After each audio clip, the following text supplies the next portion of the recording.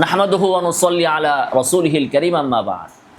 হরেক রকম পাগল দিয়ে মিলাইছো মেলা, ওয়ালিল জুনুনি ফুনুনুন। আরবিতে বলে যে পাগলামির অনেক প্রকার আছে, তার ভিতরে এক প্রকারের পাগলামি দেখুন।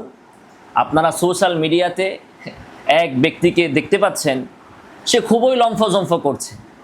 তো সে কি বলছে যে আল্লাহ রাসূল সাল্লাল্লাহু আলাইহি সাল্লাম তার রবের সাথে সাক্ষাৎ করার আগ পর্যন্ত রুকু থেকে ওঠার সময়, রুকুতে যাওয়ার সময় রফুল ইয়াদাইন করেছেন। এই হাদিসটি জাল, এটা প্রমাণ করতে হবে 1200 হিজরির পূর্বের কারো বক্তব্যের মাধ্যমে।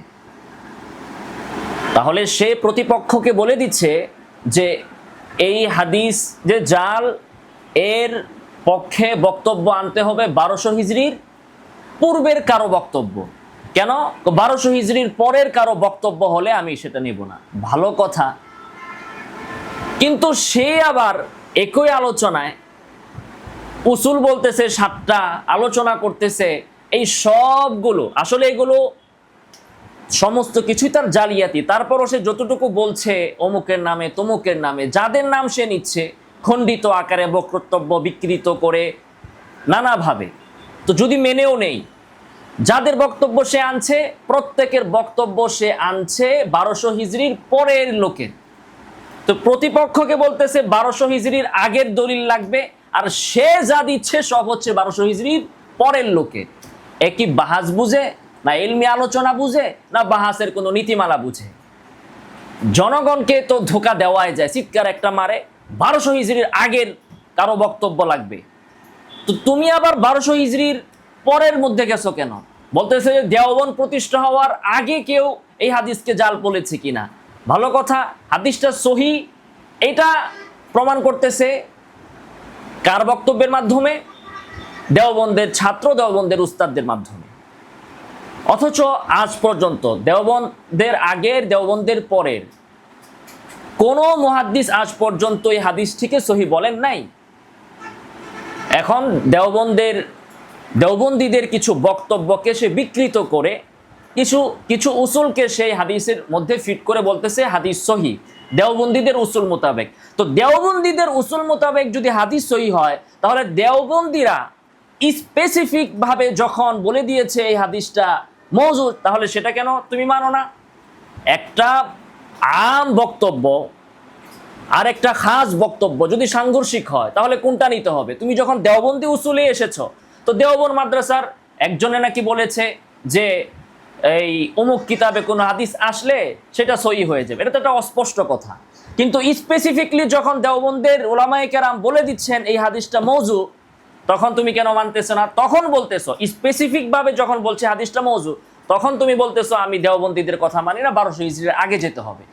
আবার এই হাদিসটাকে সহি করার জন্যই দেওবন্দি কোনো আলেমের একটা আম বক্তব্যকে ভুলভাবে অপব্যাখ্যা করে এই হাদিসের ভিতরে সে ফিট করে দিচ্ছে। এই হচ্ছে এদের জালিয়াতি। মানে হচ্ছে এরা না নারী না পুরুষ। দেওবন্দকে মানে নিজের বেলায় গেলে, মানে না নিজের বিপক্ষে গেলে। দলিল লাগবে 1200 হিজরির আগের, কিন্তু নিজের বেলায় 1200 হিজরির পরে হলেও চলবে। দেখুন, এই হাদিসটি যে মওজু, এটা পূর্বেই বিখ্যাত মুহাদ্দিসগণ এটা বলে গিয়েছেন। তার ভিতরে আমাদের আসারুস সুনান মা তালিকিল হাসান মুহাম্মদ ইবনু আলী আন-নিমাওয়ী 1322 হিজরিতে, অবশ্য কিতাবটা আরবি, তো রাহুল এটা পড়তে পারবে না, তবে ওই যে এআই দিয়ে অনুবাদ করে নিতে পারবে। তো এটার 129 পৃষ্ঠায় নিমাওয়ী রাহিমাহুল্লাহ বলেছেন হুয়া হাদিসুন দাঈফুন বাল মাওদুউন। এই হাদিসটা শুধু দাঈফ না, বরং এই হাদিসটা মওদু। নিমাওয়ী এটা বলে দিয়েছেন 1322 হিজরিতে ওনার ওফাত। এখন সে যদি বলে আমি 1300 হিজরির মুহাদ্দিসের কথা মানি না, কেন মানবেন না?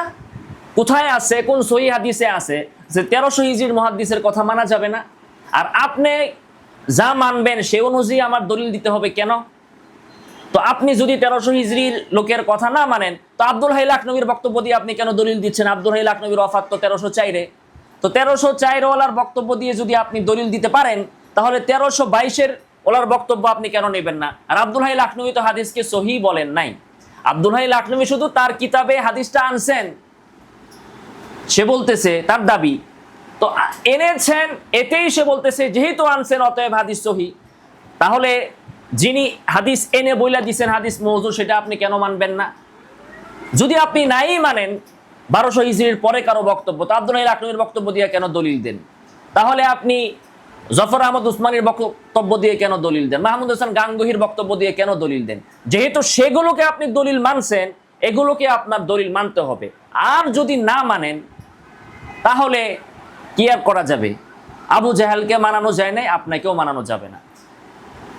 তেমনি ভাবে এই বক্তব্যটা নিমাবির, এখানে আবার তিনি হাসিয়াতেও দীর্ঘ আলোচনা করেছেন। সেখানে তিনি আশ্চর্য প্রকাশ করেছেন যে এই হাদিসের ভিতরে এরকম জাল দুইজন রাবি থাকা সত্ত্বেও কিভাবে পূর্ববর্তী কয়েকজন লেখক তাদের কিতাবের ভিতরে এই হাদিসগুলো আনার পরে চুপ ছিলেন। তিনি আশ্চর্য প্রকাশ করে বলছেন যে কিভাবে চুপ ছিলেন, অথচ এই চুপ থাকাকেই এই বেহুদা দলিল বানিয়েছে যে অমুকে ইবনে হাজার আনছে চুপ ছিলেন, বাইহাকি আনছে চুপ ছিলেন। আরে এতজন, সে 10 জনের লিস্টে দিছে, এতজন হাদিসটা আনার পরে সবাই বুবার মতো মুখে কুলুপ এঁটে বসেছিলেন, চুপ ছিলেন, একজনও বলেন নাই সহি।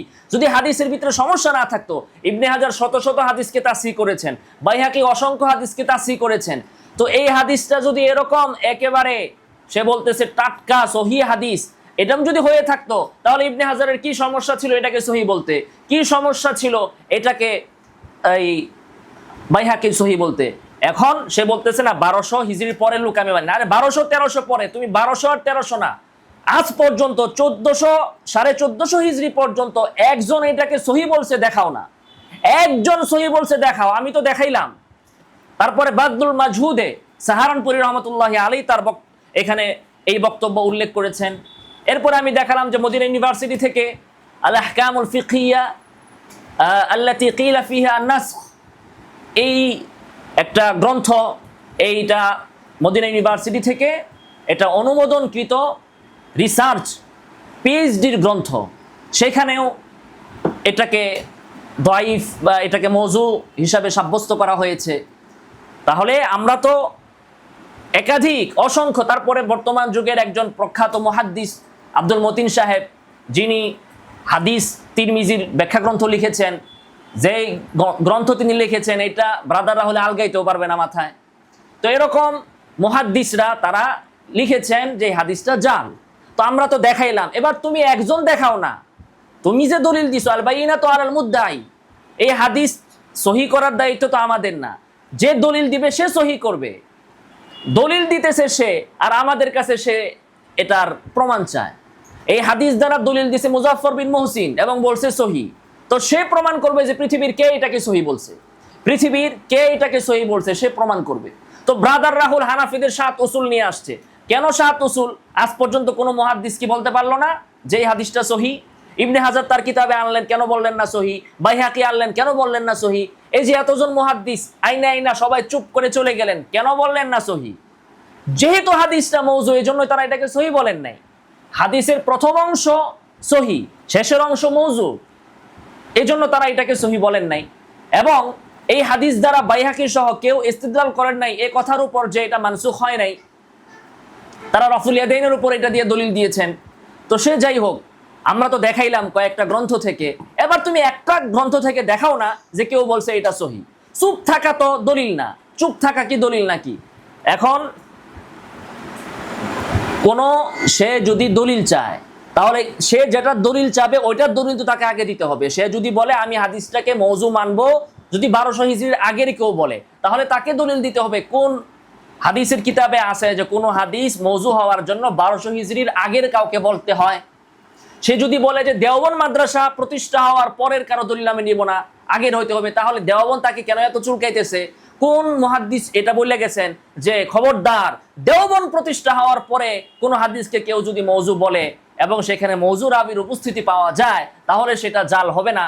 কে বলছে?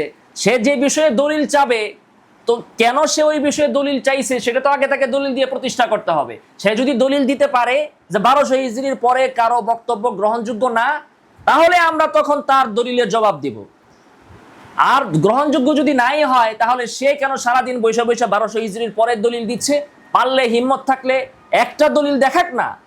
আমি 1200 হিজরির আগের পরের সবারটাই মানবো। একজন ব্যক্তি দেখাক যে হাদিসকে সহিহ বলেছে।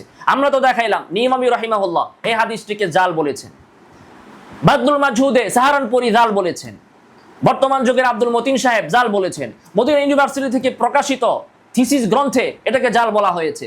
তো মদিনা ইউনিভার্সিটিতে যে থিসিস করছে সে বুঝে নাই 1200 হিজরি আর 1300 হিজরির হিসাব, এই হিসাব বুঝছে বাংলাদেশের গরুর রাখাল। আল্লাহ তাআলা এই ধরনের ভ্রান্ত ব্যক্তিদের থেকে আমাদের হেফাজত করুন। আমিন ওয়া আখিরু দাওয়ানা আলহামদুলিল্লাহি রাব্বিল আলামিন।